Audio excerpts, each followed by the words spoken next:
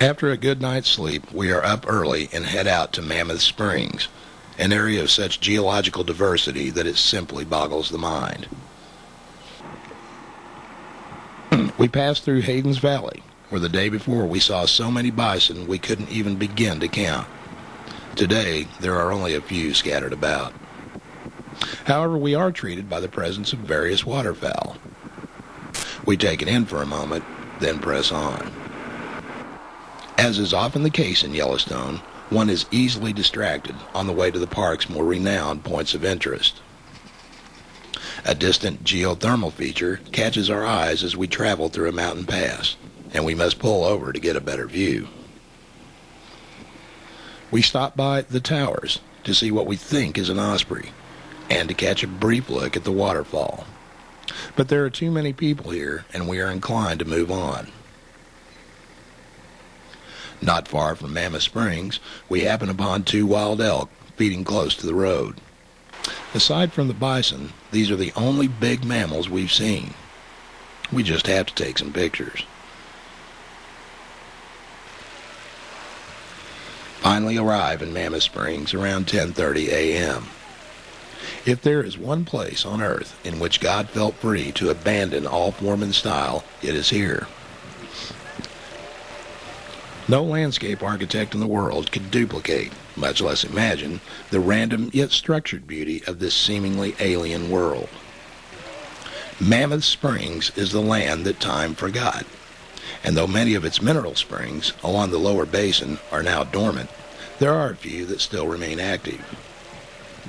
The upper plateau, however, is another story. If God is an artist, this must be his palette. From the upper level, one can imagine that the forest and mountains, seen in the background, were painted by a brush dipped in the colorful paint pots of this strange environment. Okay, maybe I'm waxing a little artsy here, but you've got to admit that this is a really cool place. It is a must-see for any Yellowstone visitor. And yes, we did find a few critters up here. Several hours of excessive hiking finally takes its toll, and Lisa and I must leave. Again, we are subject to the maddening change in the scenery, and find many unusual sights along the road. We head for the cabin, watch the sun go down at the lodge, and hit the hay early in anticipation of yet another glorious day.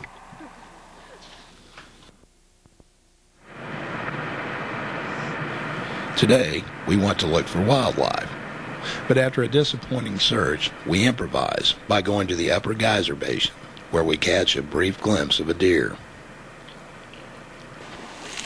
Steamboat, the most powerful geyser in Yellowstone, whose plume reaches nearly 3 times that of Old Faithful, resides here.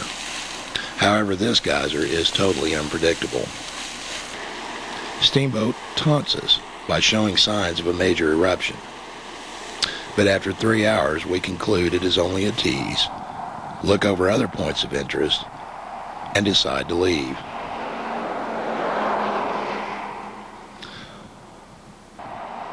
On the road, we spot more elk, buffalo, and some interesting geological oddities.